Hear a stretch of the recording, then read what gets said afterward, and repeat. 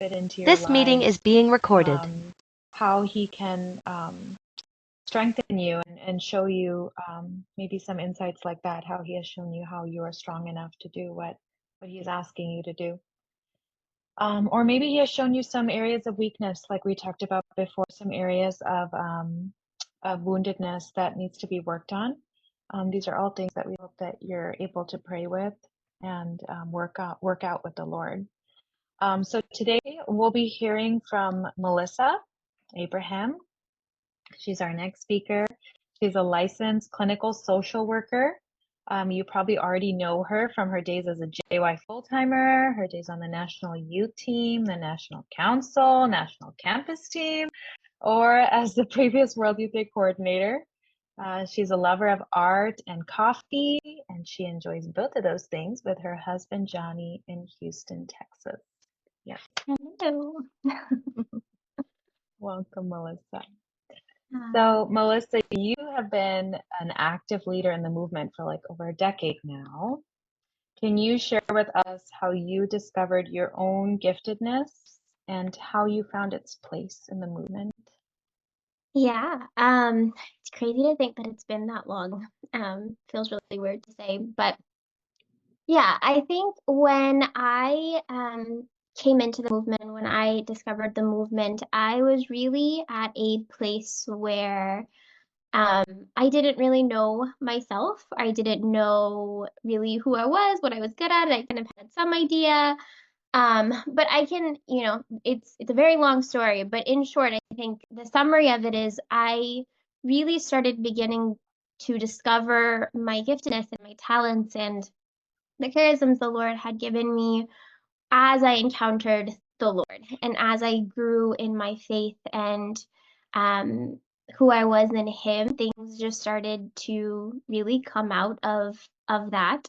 And I think in that being placed in community, I was remembering this was like the year that I like met them. I didn't know anybody at all. I knew Teresa. I knew of Jolly. That was about it.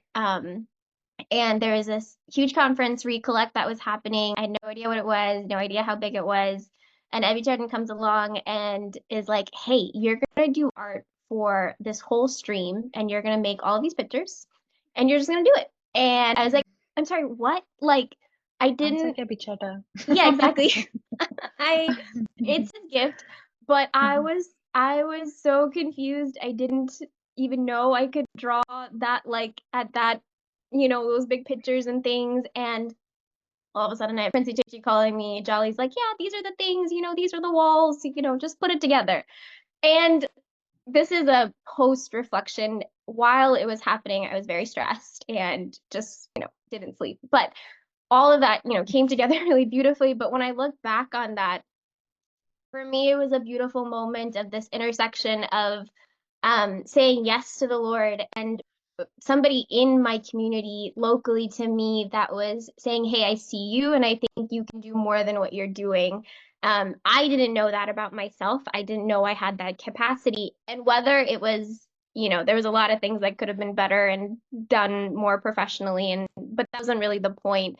I think him saying that to me, encouraging me, just drew something out of me, physically and like spiritually that, oh, I have capacity that I didn't even know that I had within myself. And yeah, I think there's just so much there. But along the road of discovering that over the last like 10 years, there's been so many different spaces of comparison, of anxiety, of imposter syndrome. Like, do I belong here? Do I belong in this conversation? Can I really do this thing that people are asking me to do regionally or nationally? Like, can I put together this program or can I give this talk or can I, share with these people that are asking me to do this thing? And when I'm looking around, it's very hard to not be, get stuck in that. And I think all of that is in the journey of how we grow. It's I think we can all relate to that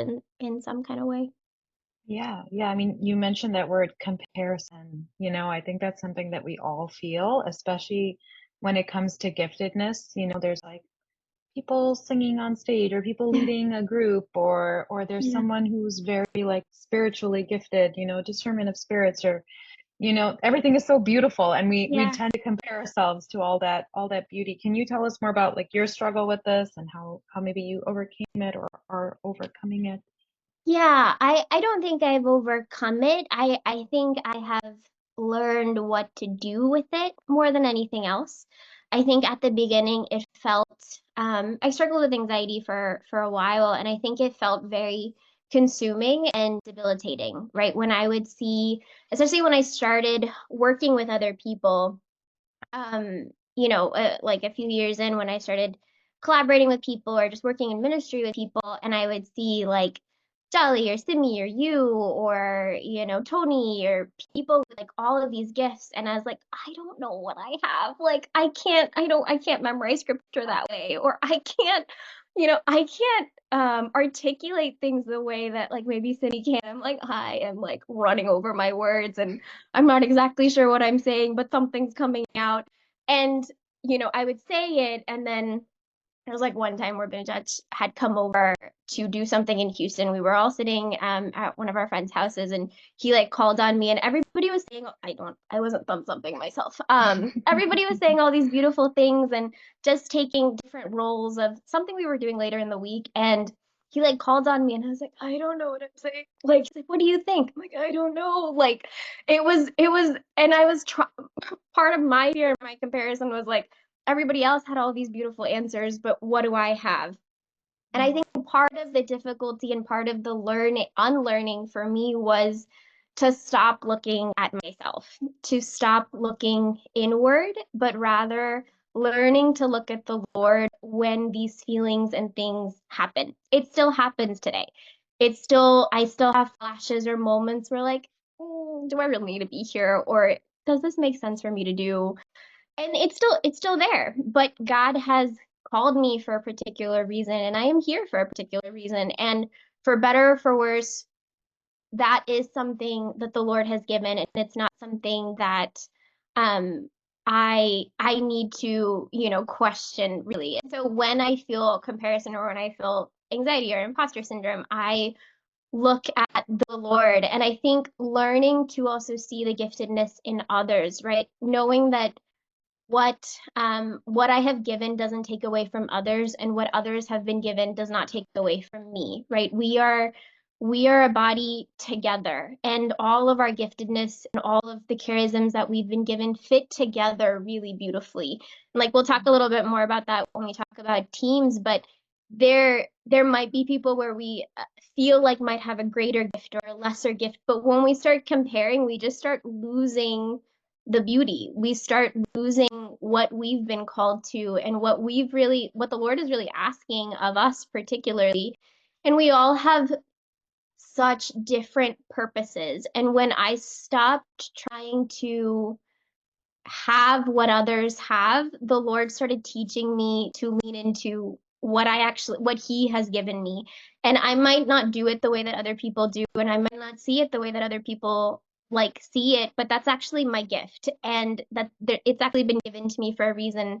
And I think even when we talk about teams or regionally or in our like RSTs and national teams, like you are there for a reason and your giftedness is very particular to you. And I think when we can stop comparing and stop looking to the other and start looking at the Lord and start asking him why he has given us what we've been given, and what is it that's really in us to cultivate, yeah, we can just lean into it in a more beautiful way.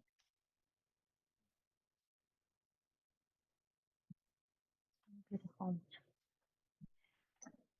Um, Now I'm so like, when you mentioned Ebicheta, like I have my own personal story at Ebicheta, encouraging me, which we won't go into now. Yeah. But I mean like what gave you even just the courage to like step out when he asked you to do that, Like that was something new, like doing art for something. How did you even decide to try that? Something that you had never done before. that you were I don't like think I thought you about knew you were good at it. art, but you know. Well, no, I genuinely didn't. I don't think I really thought about it. I think I was like, okay, yeah, we'll see how this goes. And we were all up at another JG's house until like 3 a.m. trying to get this thing done together. Okay. But Yeah, I together. together, and I think Mhm.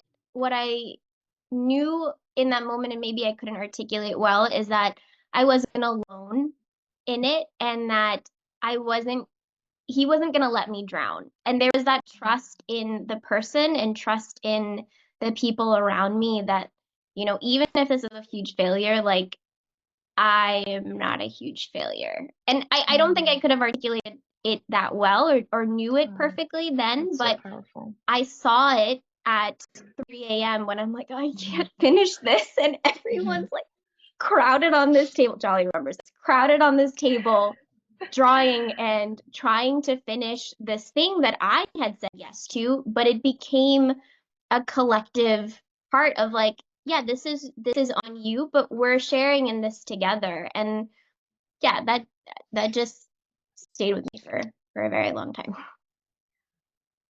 Do you have any helpful tips on how we can encourage others to discover and use their gifts?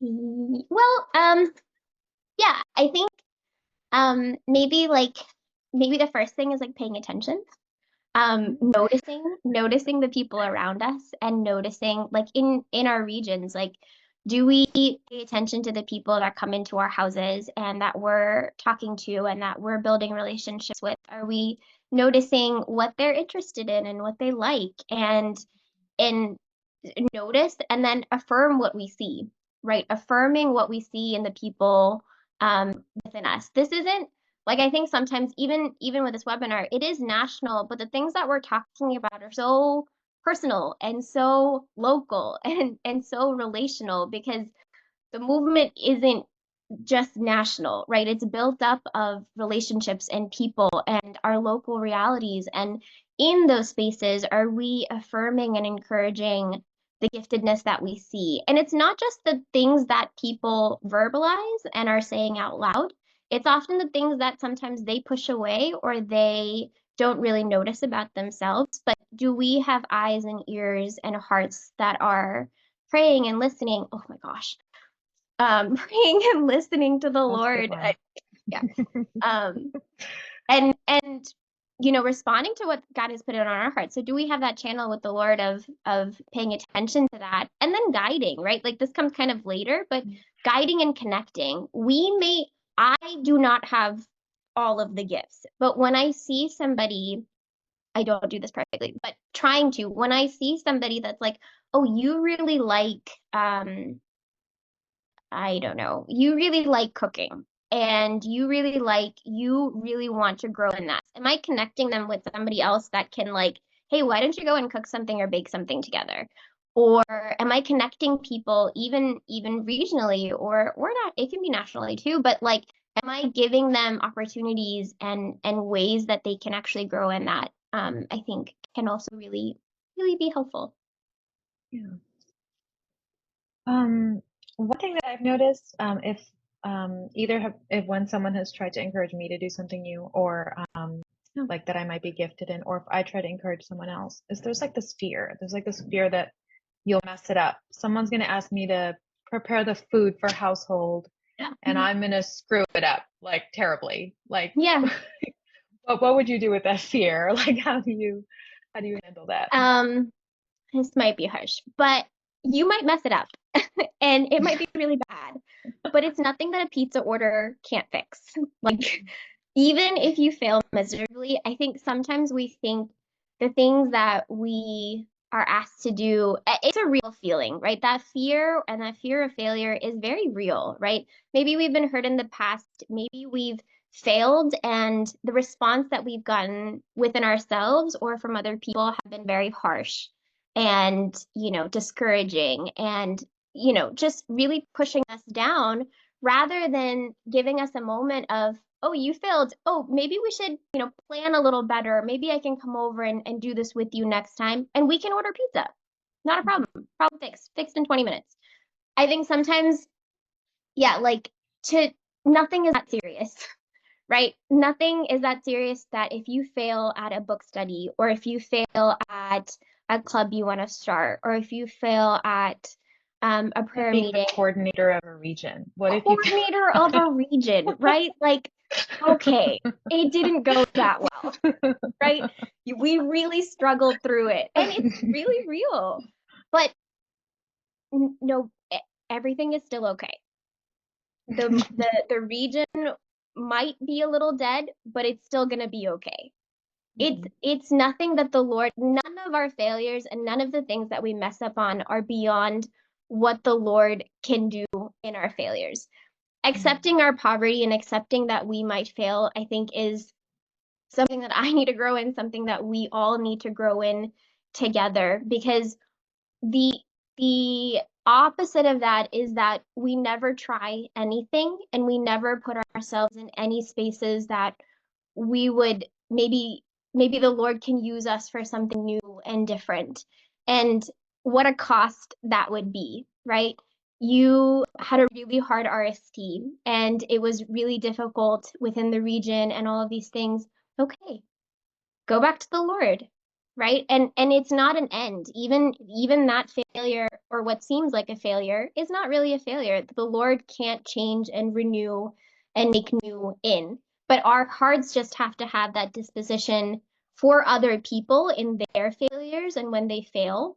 And not everything is also going to fail. It might not be 100% or perfect, but nothing is, and nothing ever goes according to plan anyway. So I don't know why we try try so hard to have everything meticulous. That's probably our spaces of control or perfectionism, but it's gonna be okay. And I think we need to remind ourselves of that more often. It's not that serious.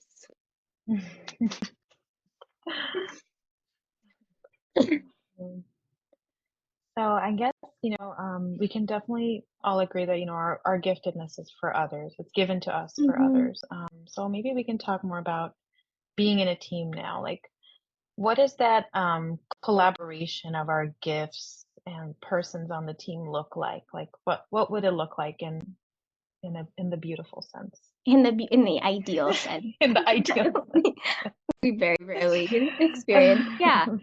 Um, it can, I mean, in a very ideal, like, dreaming kind of way, it looks like each person stepping into the gift that they are and the role that they have, and knowing that, living in that, and working in that together. That each person has a space, each person has a purpose in being there, and all of these, like, micro macro things of communication and dialogue and transparency and collaboration all come together, and it's just this beautiful, wonderful year, 3 years, I forget how long teams are, 1 to 3 years of just bliss. That would, I think, be the dream. But it often really falls short of that, and that's okay, because that's where we are. And but it also lends itself to us learning a lot, right, about ourselves. And I have I cannot begin to describe how much I have learned about myself, about other people, about the movement throughout all of the teams that you've listed, and the smaller programs I worked on, the other programs. Oh my goodness, it's been such a journey and such a learning You've been in refined so by many ways. fire. What? You've been refined by fire. Oh, you have no idea. Yes. Um, but yeah, when we talk about healthy teams, I think one thing we've started using a little bit, and it's not an end all be at all, but I think it can kind of be helpful to maybe think about it like this, where we all have different gifts and charisms, and there's this thing called the working genius that some of us have taken this quiz. It's available. We can link it if anybody's interested for their RST or team, but it kind of goes through these different, like, geniuses. Their tenacity, which is like the ability to get things done, discernment, enablement, where we enable other people, invention, which is like creation and creating new things, and wonder, which is like dreamers. We're dreaming of, you can sit there and dream about nothing forever, right? And then galvanizing, which is like mobilizing, like I can get 50 people in an hour, like that's my charism. And everybody scores very differently, but this thing called like looks at where is our strengths, right? Like what do we lean more into? And I think sometimes it can be helpful to kind of look at it like that and see where the balance in teams are. Because sometimes if I'd be interested to see how different RSCs like rank or different teams even in the movement like rank in this. And it kind of can show maybe the health or the feasibility of a team in some sense, because we do need to have a healthy balance of these things, right? Imagine if a team is only it's tenacity, invention, and galvanizing. They get things done. Like you give them a task and it's done in 24 hours. But there might not be the innate gift to sit back and hold and pause and say, do we actually need to do this thing? Do we actually need to do the thing that people keep asking us to do? Or if it falls into the other side of we're just dreaming and wondering and just like we can spend hours just like all of these ideas and things, and it's not practical. It's like absolutely not practical at all, and it's not going to get done. And so there needs to kind of just be this balance of like doing versus sitting and remaining and discerning, is this the thing that needs to happen, and inventing, right? The beauty of the movement, though, is you don't actually need all of these things. It's important to notice where you lean more into, maybe. But the beauty, the thing of consultation and being a part of a wider movement is that you don't need to have everything. But sometimes I think we feel like we do, and we feel like we're a failure if we don't, right? If my team doesn't have all these things, and if I can't manage this, then we're failing as an RST, or we're failing as a team, we're failing as a program. And that's not true, right? That's why we have people that have gone before us and have done the thing already that we can call in. And maybe that is their giftedness that we don't particularly have on the team, right?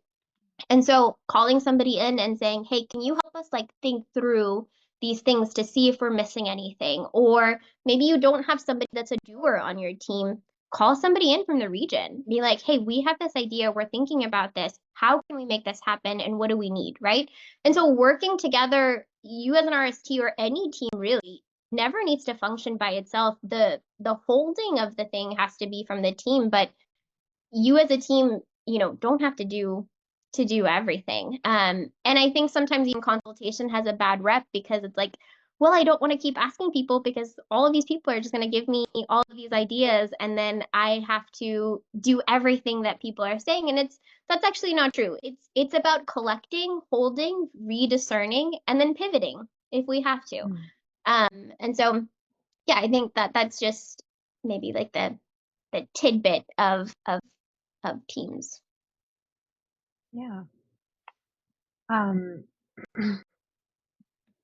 It's interesting that you mentioned consultation, because I think a lot of times when we consult, it's usually like with someone who's older, and so Yeah. it is kind of like you mentioned, like they say something and we kind of feel like, oh, like yes, Cheta, yes, JG, like we will do exactly that, but Right. it's a good reminder, that we're collecting info and like tweak it as needed. Yeah. That's a great Yeah. reminder. And I think calling out the other side too, our consultation people, being mindful of how, whoever it is that we're consulting, right? Like being mindful of not saying things as a final authority, but saying, hey, like, have you noticed this? Or maybe think about this. And the way that it's done can also be something to take note of too. Mel, I think you once told me that you have a little prayer that you say whenever you get on a team. Can you share that prayer with us? Yeah. Yeah, some teams I say this a lot more than others. But it is, this is what I like, this is really how the Lord has helped refine me in even in my own openness to people and working with people that maybe, I don't immediately gel with or connect with, is really like, Lord, how can I see you in them, and how can I see their gift on this team, and help me to see that. And I think it really is a work in progress because it sometimes it just doesn't come naturally to us, right? We work well with people that we work well with, and that's really easy. But the gift of the movement is that we are so different. We have so many amazing, beautiful people, but sometimes personalities don't work well together, and that's okay. And I think we, myself included, learning to work with one another. That unity and that collaboration is really a gift of the Spirit. And sometimes we have to let go of our human capacity to work and to rely on the Spirit and the Lord to bring unity to our teams and to bring a culture that is more sustained on the Lord than our human capacity to make unity happen, because that rarely happens. So, Yeah. yeah. Yeah. Even just before when you were sharing about the working geniuses and you were mentioning the different strengths, like, I mean, one of my first thoughts, and maybe this is just from like previous experiences or something, but I'm thinking like, oh, if there's someone who's always wondering and there's someone who's always want to be like doing, I'm like, wouldn't they like clash with each other? Wouldn't Yeah. someone be like, wait, another one would be like, go, go, Go, go, go, go. but like this is like where Speaking from that prayer experience. and that special like that unity comes in. So I Yeah. love that prayer that you say. Yeah. I think it brings everyone together. Yeah. So, I mean, yeah, like these conflicts are going to happen either way. How does handling those conflicts look like on teams? Deep breaths. What would Deep you say? diaphragmatic breathing. No, yeah, I think there's a few different sides to this, because even when you were saying that thing of like, maybe this person is a dreamer and this person is a doer. I think as I'm saying it, I'm also assuming that the people know that they are doers and that that person is a wanderer. And this is like something to our first point of owning our spaces of giftedness. If I'm looking at this person and saying, I want to wonder, and every meeting you are going crazy because you're like, we are just sitting here talking about nothing. That's because you're a doer.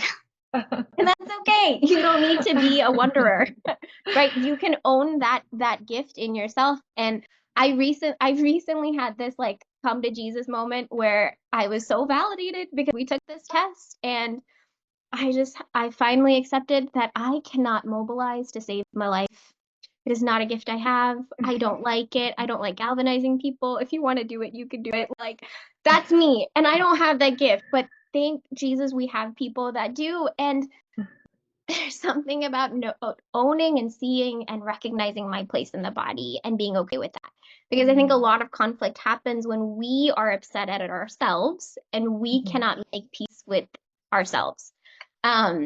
But yeah, so going back to like how can we engage in conflict is it's absolutely going to happen. And so accepting that one, you are going to get in conflicts. And then to not be afraid of it. I think we have I don't know if I don't think it's a collective movement thing, but we all handle conflict really badly, right? Our defense mechanisms or our ways of processing or dealing with things, sometimes we feel like we run away, sometimes we hide, sometimes we press on like nothing happened, and it blows up later, because I guarantee you that it's not going anywhere and we can't compartmentalize as well as we think we can. But I think when we look at teams and we look at, at the beginning of maybe an RST, right? Maybe you guys all live together and know each other personally in a region, maybe, but you're working together for the first time. People discover a lot of things about people. You might get along and have great dinners together, but planning a program, you want to strangle this person. That's okay, right? I think knowing and recognizing like when things come together, especially at the beginning, it can be kind of rough because everyone's trying to figure out their place and their purpose. And so I think when we get into that, we have to recognize like we need to start addressing our conflicts as they come up. Again, this is ideal, but we also build trust as we grow in our capacity to bring up things as they happen, right? Imagine if, ideally, this is like an ideal, story. But if we were on a team and something happens and maybe we don't actually know this person super personally and you don't have the ability to just on the team go like, what are you doing? Like you're just being dumb. Like don't do that. But we pull them aside later and then we're like, hey, this really bugged me and I wasn't sure what you meant by this, right? That in that moment says, I'm going to be honest about something that happened and I'm not going to withdraw, but I'm actually going to engage in something. And that over time can also help build trust on a team, right? If nobody's talking about anything, but everybody knows that we're not talking about anything and there's an elephant in the room, the team is going to die eventually. It's just a guarantee. But if we can start engaging and if we can start pushing back on these things that feel really scary, but they only feel scary to us inside. And even if they enter into conflict, knowing and trusting the Lord to bring you into that conflict and bring you out, I think can help us rely more on Him than in our own capacity. And maybe another piece of it too is to recognize like we always talk about the movement as something that is our gift is our relationality. But sometimes we can assume relationships that are not there in the movement and on a team. Just because we are in a region together and that we go to household together does not mean that we have to have a personal relationship with somebody. And that's not a bad thing. That's just acknowledging the relationship. So sometimes and I say that particularly when you're on a team and if somebody calls somebody out and they're like, who are you? You don't have any place in my life. Like, what do you mean you can call me out on this thing? Because you don't have a relationship with them. And so having that humility and that desire to grow in a working relationship and a personal relationship if that's there. But yeah, just to kind of acknowledge that. I think that's assumed a lot of the times in a movement and kind of causes a lot of tension and conflict on teams as well.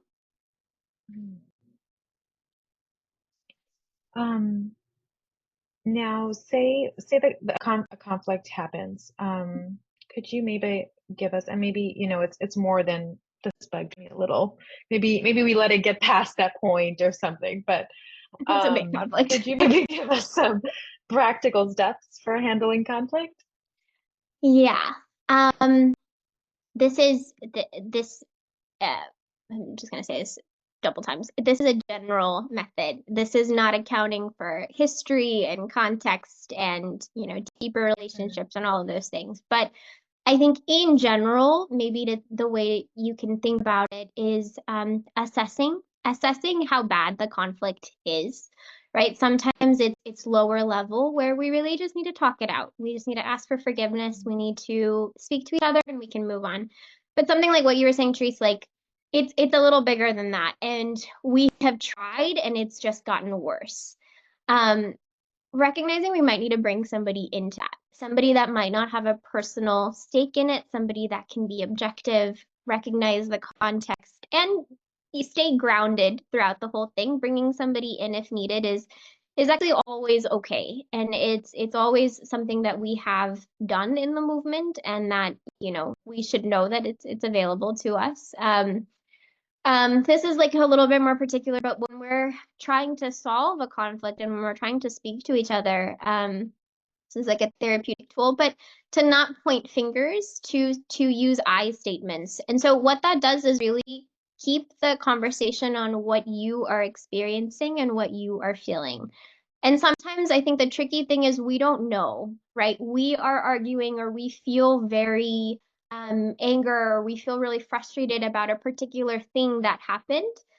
But 95% of the time, it's not about the thing that happened. It's about the way that what it struck within us, right? And sometimes the feelings that we experience in a conflict are very real, right? It can be and what I mean by that is like these feelings can be feelings of being ashamed or being abandoned at something that, you should have had backup for, or you felt isolated in your region, or you felt loss and nobody was really there or checked in. You had felt anxiety, or you have intrusive thoughts, or you feel really self-conscious even about the conflict, or you feel rejection, or you feel hopelessness or anger, or whatever it is, there's usually some of that behind the conflict and behind the thing that we feel hurt about. And I think sometimes to even begin that reconciliation process, we need to learn how to identify that. And it's a combination of self-awareness and that understanding of what's happening within us is really a gift from the Lord. It's not something we have to strive at or pick at. It's really a gift of learning how to pray within what's happening and not dismissing it. And sometimes we need help, right? Asking somebody to help guide us that's mature and grounded that we can go to within our regions, like go talk to them about it. Go talk to them about the conflict. I think sometimes we also feel like in RST, like things have to be kept a secret, things have to be kept private, and we should feel protective of that, and that actually fosters more pain and more hurt in the long run, because we can't really dig into the spaces that we really need the Lord to heal, and we need reconciliation from members of the team, or from whatever it is. Yeah, and so I think even when we are engaging in the conflict or engaging in reconciliation, the word that I like to use is just active listening. We are not listening to defend ourselves. We're not listening to respond, but we're listening to understand. Understand the other, understand where that person is coming from, and assuming the good of that person. I think for better or for worse, we need to keep reminding ourselves that we are on the same team. We are all trying to get to the same goal of whatever that is that entered into conflict or whatever it is. So just reminding ourselves of that, and reminding ourselves of you are human and you are going to get hurt over things, and to not be afraid to experience what you're feeling about it. And you might not want to, but that doesn't change the fact that you're feeling what you're feeling. Yeah, and I think just to emphasize again, to not be afraid to bring somebody that can ground you and help talk through it with you is, the feelings that we feel, especially when we're in conflict or on a team, they are valid. They're real. They are, we have all experienced it. But sometimes our feelings and what we experience just color the entire picture. And sometimes it's not the true grounded picture.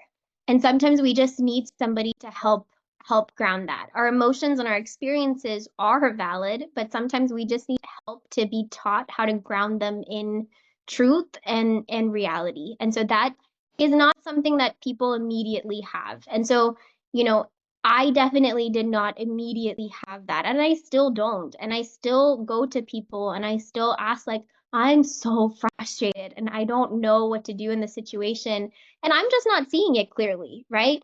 But talking it out with somebody, first taking it to prayer, and then, if I'm still not able to untangle it with the Lord, talking to somebody about it, and them kind of pointing out, I think you're getting really triggered by this. Like, oh, yes, I am. Like, this is really triggering. And then I have something to be like, okay, Jesus, like, this is really on me. And owning my part of the conflict, right? I got triggered by this person, and something in me got really hurt, and it triggered something else. That all of that does not come immediately, right? That's learned over time, but we can't learn it if we're not practicing reconciliation and engaging within these conflicts within ourselves and on the team as well.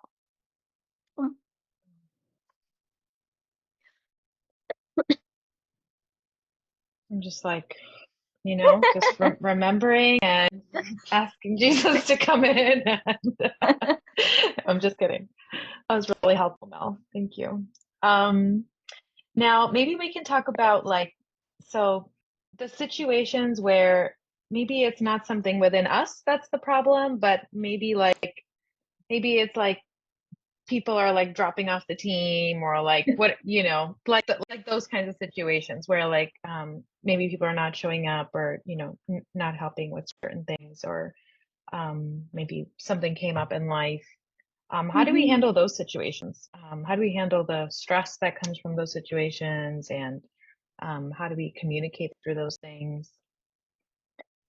Um, yeah, I think there's maybe a distinction of um pre-event versus like during event versus like post-event. I think if things are happening before and you're noticing people dropping the ball or people not showing up, those are all opportunities to engage. And when I mean engage, I think sometimes um we make things like a part of people's personality sometimes, especially on teams. Like this person is always X. This person is always like this. Or this person just like never shows up on time. This person just never remembers anything. Don't even bother, telling them they're not gonna remember. That's so hurtful. That is not building each other up. And I say that because I was the note taker for so long and that's all I was able to do. And for better or for worse, that it really taught me a lot of things, yes. But I think we make things about people's personality often, right? And I think that's a really dangerous space to be in. Versus if you see something, say something. Right? If somebody's not showing up, go over to their house, have chai with them or have coffee and say, "Hey, what is going on? Are you hurt by something? Are you not engaged?" It doesn't just have to be the responsibility of the coordinator either. Everybody on the team is responsible for each other. It is not just the coordinator who owns and carries the weight of everything. They carry the weight in a particular way, of course, but it's not just their responsibility to hold the team together. It is everybody's, right? If everybody doesn't own the other in a team, we fall apart. Nobody can handle all of that on their own. And so, if something is happening before and people keep dropping the ball, go say something. Go call them out gently and lovingly and call them to something higher. If our teams and our ways of working cannot help refine us, cannot help teach us along the way, then the we're missing out on so much. And I know this is so such a hurt of teams in the movement where we get to the end and we're just like never, never, never again. We've all had that feeling. We've all said those words, but it is so sad, and we don't have to keep repeating that narrative over and over again. And when we, yeah, to call them out. So that maybe is one piece, and then maybe during an event, if something happens, you have to keep going. Right? There is no point in going up to them and saying, "How could you do this? And what's wrong with you?" No, not the time. Go order the thing that needs to get ordered. Go do the thing. Go pick up the pieces. And I think this is for me, this was, I don't remember exactly when this happened, but this was a moment for me where I was on a team and we made a decision and I wasn't totally like on board with the decision of doing this thing. But I remember being at this program and kind of seeing like it just starting to not go well. And I could have done two things. I could have been like, "Well, I told you so." Or I can engage and I can be like, "I own this just as much as the people that decided this, and I actually decided this too because I'm on this team." And when you're in a program and someone drops the ball on your team, it's still you dropping the ball. You need to step in and do the thing that needs to get done. Now, after a program, we can have those conversations. We can reconcile. We can engage with these things and not brush it off because they happened. Maybe you don't feel as strongly after, and that's, an internal examine that I think we should all practice, for whatever. These things don't just have to be national things. They can just be household and people, keep not showing up with food when they said they were going to, or, not coming up with a reflection when they said they were going to. Like it can be any of these things, but to to engage with it and to practice to reconcile is a really, really important thing where we don't just keep building up this mountain of unforgiveness that at the end of our term we're like, okay, well, I'm done. And then we just go back into our lives. And so I think it depends on where these conflicts happen. I think just as much as like the conflict itself. So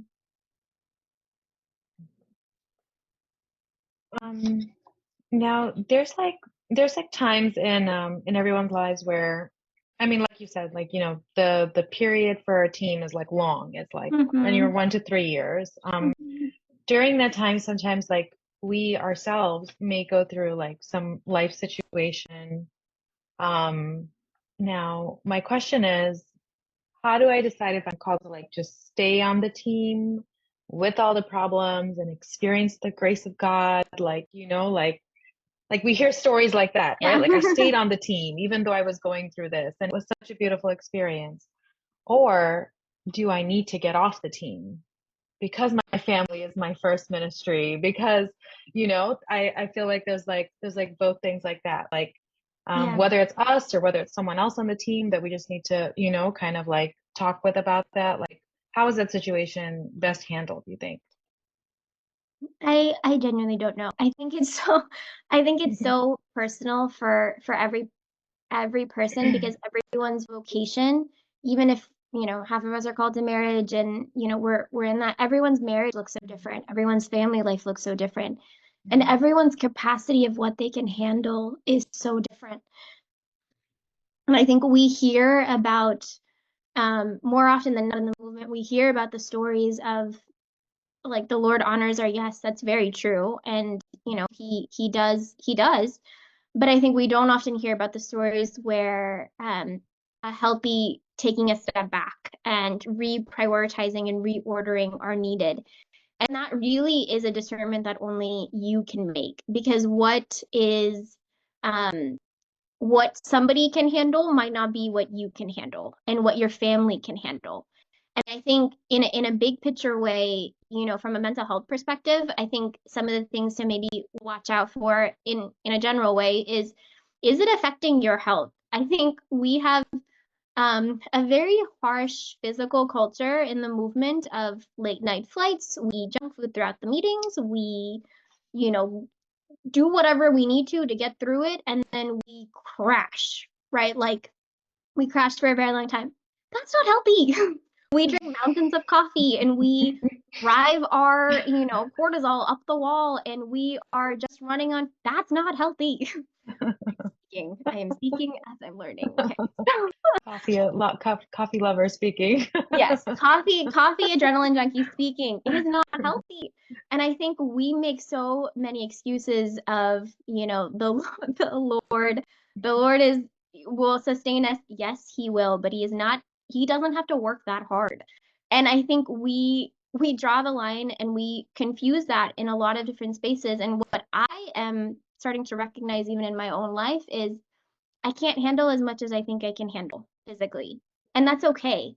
And I am trying to learn how to draw those boundaries. And I genuinely don't have a map for it. I don't know what the correct or right thing is, but I'm starting from figuring out what the Lord is asking of me. And am I really paying attention to enough attention and giving priority to my vocation as a wife and in the place that I am. And that's not something that anybody can have a blanket answer for. But what I will say is I am so blessed by the people in my life that had the freedom and space and relationship to call me out and say that some things need to be reordered, Mel. Like this is not okay.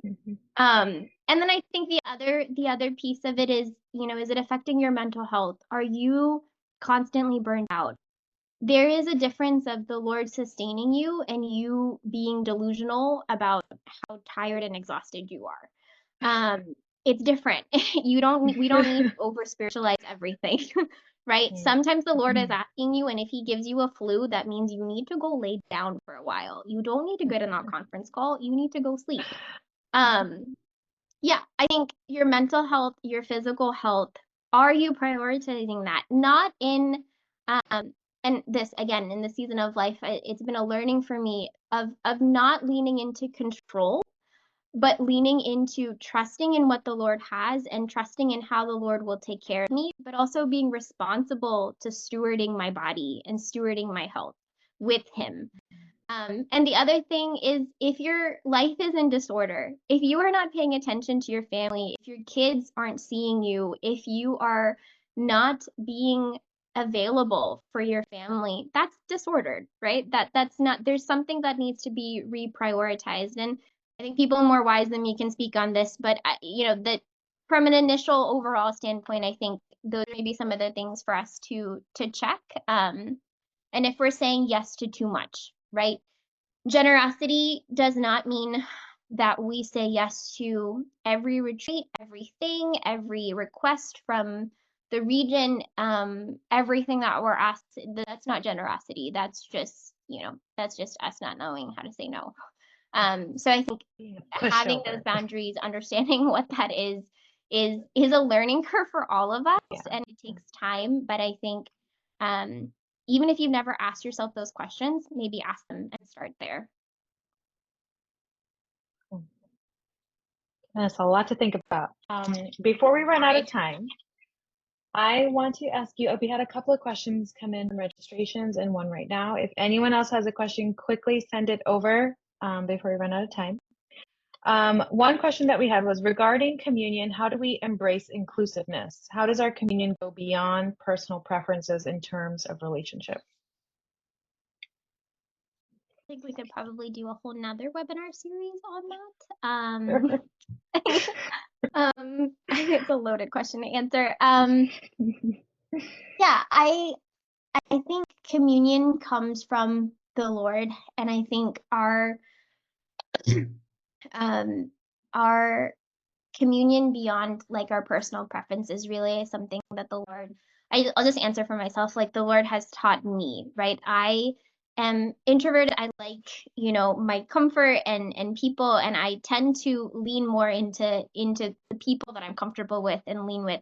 But I think something the Lord has been teaching me is how to hold and receive people that are random, that come into my life that maybe I won't have a deep, long relationship with, but I can make space for in my heart and in my life to make them feel welcome and to bring them into my heart, right? In a way that's appropriate and with boundaries. I think sometimes when we talk about boundaries, it feels very harsh and very walled, and that's not actually what they are. They should give more freedom and more space and more life. And yeah, I think we can make space in our hearts, and we have to ask the Lord for how to grow in communion with one another. And yeah, I think that's all. Thanks. The other question I had, any experience or pointers on how to deal with team members who are much older than us, especially when there are difference of opinions without hurting them and in all respect? Um, yeah, I think well, I think it's two-sided. I think one, we sometimes don't give enough credit to our Jardins and Gigis that sometimes we feel maybe intimidated by, or we don't know how to talk to because we feel afraid of what they're going to think or how they're going to respond. And I think just maybe encouraging you to try to keep engaging, and if it's not working, bring somebody else in that you trust to help maybe facilitate not just that conversation, but to kind of share your difficulty with, right? Like, I'm having a really hard time talking to the shared energy, and it's just not working. They're not listening, right? And while that yeah, to bring somebody into that if it's not working within yourself, but also to recognize the perspective that maybe they bring. And sometimes the way that they speak or the way that they engage might be very different than what we're used to if you're a college student or you're an adult or whoever it is that asked that question.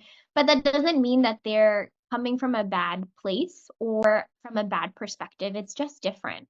And to learn how to engage and to recognize the goodness and the gift and the perspective that they have, and to also share with them where you are and what you've learned and context for maybe the community and the reality that's there, right? Yeah, I think just some of those spaces to recognize, to observe, and to make space for their perspective, but also, not being afraid to share what you think and to yeah, make space for yourself. I don't know if that answered the question. Yes, thank you. So I'm just gonna do like a really quick recap here. We're out of time. All your notes. Yes, oh my notes. I told Melissa I'd be taking notes. So we talked about first about discovering our giftedness and how we might compare with ourselves with others, and how instead we need to do some unlearning there instead of looking at ourselves, to look to the Lord instead, in those moments. And how while we're discovering our giftedness, while we're trying new things, even if we feel like something is about to be a failure, understanding that I am not a failure, even if this thing fails, to really try to do things together, and maybe even to create those spaces around us for other people to try, to fail, or succeed, to notice, affirm, encourage, guide, and connect. Wow, you got all of them. And then we talked about how, especially how being afraid that you'll fail is not a reason to discover, it's not a good enough reason to not discover what God might be calling us to accept our own poverty. We started talking about being in teams. We talked about this idea of the working genius, not an end all be all, but a very helpful thing in seeing where our team's at, which way we lean more to like a thinking side or a doing side. And how the beauty of our movement is that if we feel like we're lacking in some area, we can call in reinforcements as needed. The team is not just stuck in itself. We can ask for help. And then we talked about handling conflict and how it's going to happen. And sometimes it might happen because we're not accepting our own giftedness, or maybe that of others. Or maybe it's a new team. We haven't worked together before. And then we started talking about stuff that sounded like marriage counseling.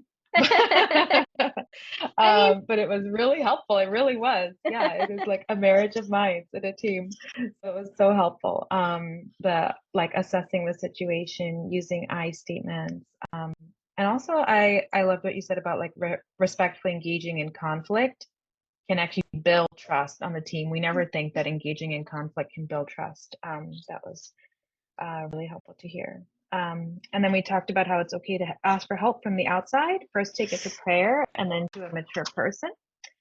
And then we talked about the need to own each other, to take responsibility for each other, call each other out respectfully, and then to call each other to something higher.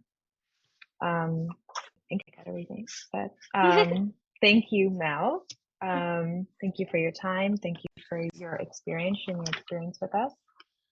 And I was joking, Jolly, that Mel has enough content on this webinar to start her own webinar series. Absolutely. I think it's time. So thank you for inputting all of this in the short Thank time. you guys. Maybe we can end with a prayer. In the name of the Father, Son, and the Holy Spirit. Amen. Lord Jesus, we thank you for this beautiful time together. We thank you for that togetherness itself, in which we can share each other, we can share ourselves with each other, we can share our giftedness with each other. The beauty of the gift that you made each one of us, we get the chance to share that in this movement. And we thank you for all the ways in which you call us to do that. And we ask for continued clarity in what you're calling us to do. Amen. In the Father, Son, and the Holy Spirit. Amen. Jolly, do you want to announce the last of the webinar series that's coming? Yeah. So we'll send the recording for this one and some reflection questions from today's session in the upcoming week. And if you guys have missed any sessions, we highly recommend that you go back and you watch as many as possible. The next week's session is going to look a little different. It's actually going to be a time of prayer. The thought behind was that, we kind of journey through these 3 sessions and talk about different aspects of leadership, and then reflect on our own experiences in leadership and connect some of these things. And then for our next session, actually bring all of this into a time of prayer. We'll kind of walk through a little bit of a healing or healing aspects of leadership, and also maybe a leadership like examine. So we'll send out more details for that, but I think just in preparation, I would highly recommend, if you've missed any sessions, or if there was something that really spoke to you and you felt like the Lord was calling you kind of deeper into prayer in some of these areas, to really sort of prepare for next week, prepare your hearts for it. and then we can sort of all come together and bring all of that to the Lord. And I think that would just be a beautiful way to start our efforts with the reconstitutions and the assemblies that are coming up. So, but yeah, just we'll send that out as soon as possible in the next couple of days.